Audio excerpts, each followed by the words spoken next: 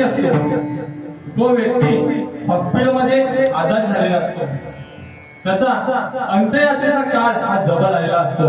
श्रीमंत असा व्यक्ती असतो महाराज, कोट्याधीपती, भरपूर पैसे, भरपूर गाडी, भरपूर गाई म्हशी असा तो व्यक्ती असतो। त्या हॉस्पिटलमध्ये असताना त्याच्या शेवटचा काळ, आपला शेवटचा काळ आला आहे हे त्याला माहित पडतं। म्हणून तो आता विचार करतो की आपल्याला 3 मुलं आहेत, तर 3 मुलांना आता आपल्या संपत्तीचा माझ्या वाटप करून टाकावा, पण ही 3 मुलं भांडल्याशिवाय राहणार नाही। त्याला त्याचा हात वगैरे काय हलवता येत नव्हतं, म्हणून तो असं थोडक्यात असा हात हलवत म्हणजे मुलांना इशारा करत होता। तेवढ्यात त्यांच्या धाकट्या मुलाने ते पाहिलं, अरे बाबा काहीतरी इशारा करतायत, जायला पाहिजे, म्हणून तो माझ्या तुला घेऊन जातो आणि महाराज त्याच्याजवळ जाताना तो पेन आणि कागद घेऊन जातो।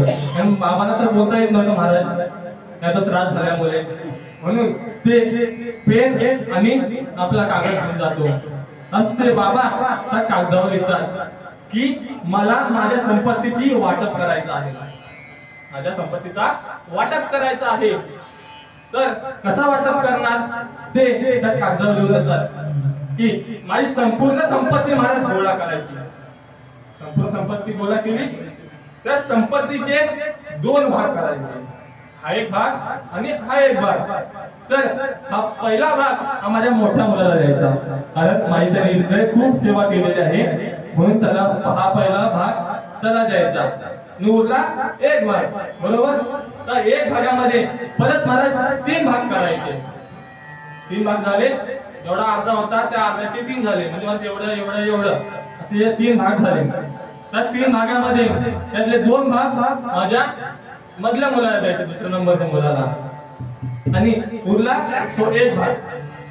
बरं, त्या 1 भागाचे परत मला 3 भाग करायचे, त्यातले 2 भाग माझ्या तिसऱ्या मुलाला द्यायचे, आणि उरला तो महाराज 1 भाग, तो 1 भाग माझ्या गुरुजींना द्यायचा।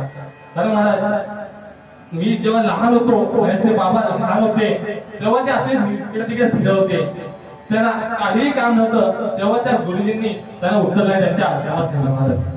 त्या आश्रमात ठेवल्यानंतर त्यांना परिपक्व बनवलं आणि त्यांना संसाराच्या इकडे सोडून दिलं, म्हटले जा तुझा आता संसार सुखाचा होईल, म्हणून त्या गुरुजींना माझा एक खारीचा हिस्सा म्हणून द्यायचा। असं मला ते सर्व हकीकत तो कागदावर लिहितो, आणि तो कागदावर लिहिल्यानंतर 3 मुलांना तो एकत्र बोलवतो, त्या ठिकाणी बोलवतो। बोलवल्यावर 3 मुलांचे हात आपल्या हातात घेतो महाराज, हे म्हणतो मला वचन द्या की मी ज्या पद्धतीने या संपत्तीचे वाटप केलं आहे तसंच संपत्ती तुम्ही वाटून घ्याल।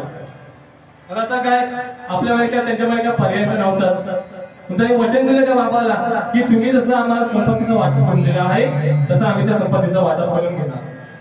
तयार झाले।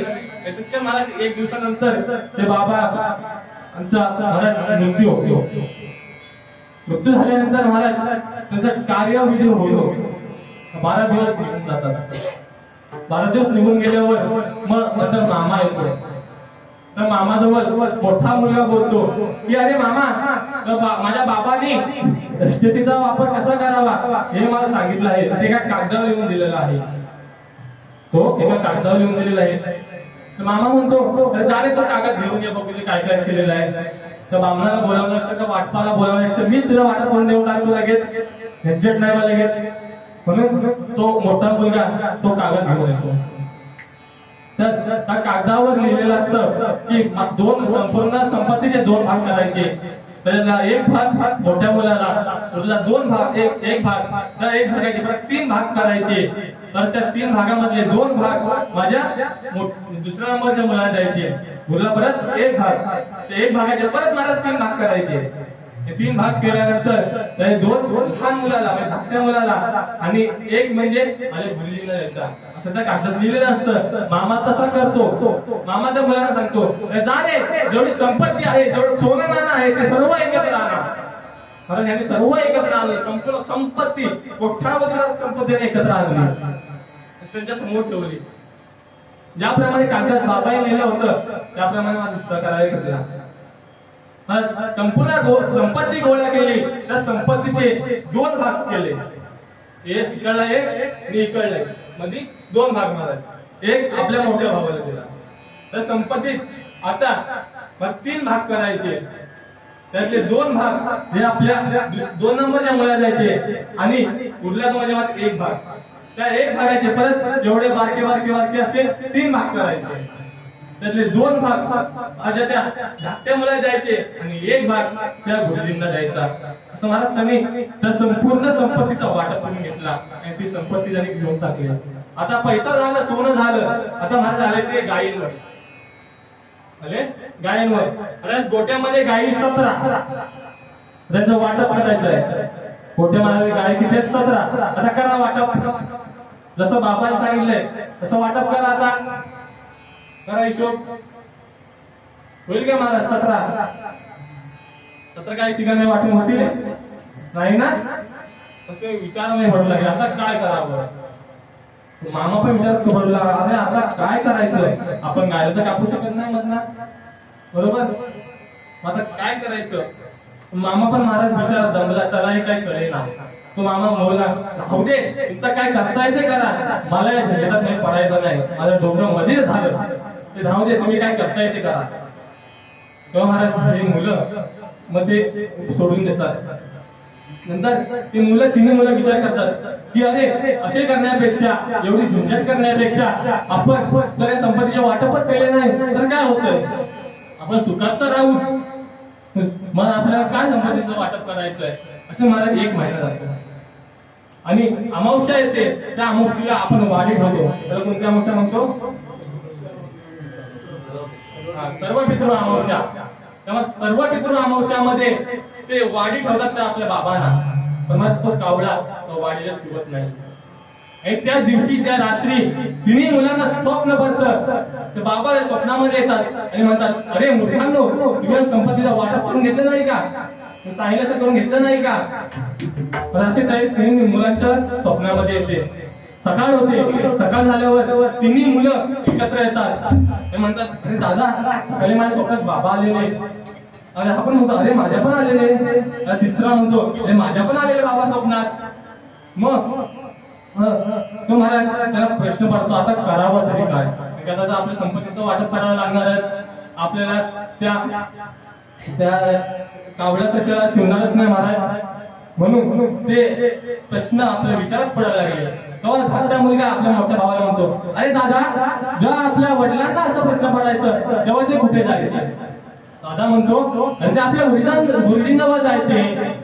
हा महाराज मुलं ठरवतात की आपण त्या गुरुजींजवळ जायचं. 3 मुलं त्या गुरुजींजवळ जातात. गुरुजींजवळ गेल्यावर ते त्या ठिकाणी लेट पोहोचतात महाराज. गुरुजी कीर्तनाला निघाले होते. कीर्तनाला निघतानाच ते 3 मुलं त्या वाटेवर येतात. ते म्हणतात, ओ गुरुजी थांबा थांबा थांबा, ओ गुरुजी थांबा. गुरुजी जरा 2 मिनिटं थांबतात. त्यांचं ऐकतात काय म्हणतायत ते. असं महाराज आपल्या वडिलांनी लिहून दिलं होतं तसं ते संपूर्ण सारांश ते त्यांना सांगतात. संपूर्ण सारांश सांगितल्यानंतर मग ते गुरुजी एका झटक्यात मला त्यांचा हा संपूर्ण उपाय शोधून काढतात. असं ते गुरुजी म्हणतात, अरे माझ्या गोठ्यामध्ये ती एक गाय बांधलेली आहे ना, ती गाय तू घेऊन जा. मला ते लगेच गुरुजी आपल्या कीर्तनासाठी निघून जातात. मग या तर मुलाला प्रश्न पडतो, आमच्या गाई 17, यांचे वाटप होत नाही. आता या 1 गायीला ठेवायची कुठं? अजून आमच्या डोक्यावर ताप. तुम्हाला आता बाजूला एक शिष्य असतो. त्या शिष्याला सर्व माहिती असतं काय झालेलं असतं काय नाही. मस्त शिष्याच्या मुलांना म्हणतो की जसं गुरुने आपल्याला सांगितलं आहे तसं तुम्ही ही गाय घेऊन जावा. तशी मुलं तयार होत नाही. ते म्हणतात आमचं तिथं अडकलं आहे आणि ही आता गाय घेऊन काय करणार? तेव्हा त्यांच्यामधला तो आपला शिष्य आहे तो त्यांना म्हणतो, आणि जर तुमच्या या ठिकाणी बाबा असते ना तर बाबांनी आपल्या गुरुजींचा आज्ञा मानली असते. तो धाकटा मुलगा ती आज्ञा मानून ती गाय आपल्या घरी आणतो. जरा आराम करतात, मला विश्रांती करतात. आणि तेव्हा असं धाकटा मुलगा आपल्या मोठ्या मुलाला म्हणतो, अरे दादा, अरे आता कोडं सुटलं रे. काय कोडं सुटलं? अरे कसं? चल तुला दाखवतो. आणि जातात गोठ्यामध्ये.